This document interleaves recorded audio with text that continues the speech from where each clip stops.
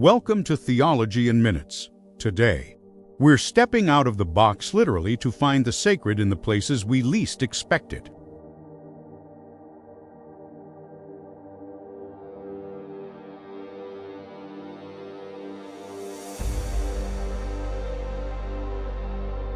We're taught to see life in binaries, urban or rural, sacred or secular.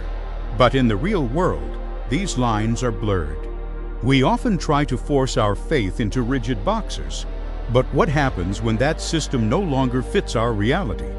We often try to force our faith into rigid boxes, but what happens when that system no longer fits our reality?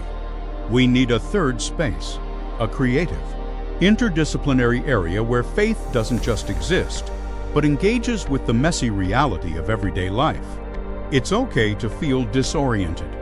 That feeling is actually a threshold, a necessary launch pad for deeper theological insight. True theology isn't about exclusive jargon. It's about implicit identity, building partnerships on shared values rather than doctrine. It's about unconditional hospitality. It means listening and waiting, finding wisdom in the margins, and partnering beyond the church walls. Theology is for the doers of the word, not just the academics. It belongs in the office, the hospital, and the neighborhood. We must even engage the shadow side, the uncomfortable realities of suffering and ambivalence. Facing these is essential for true healing.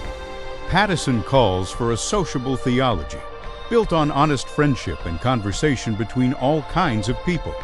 Theology shouldn't be a locked room of answers, but an imaginative resource that helps us connect with the world.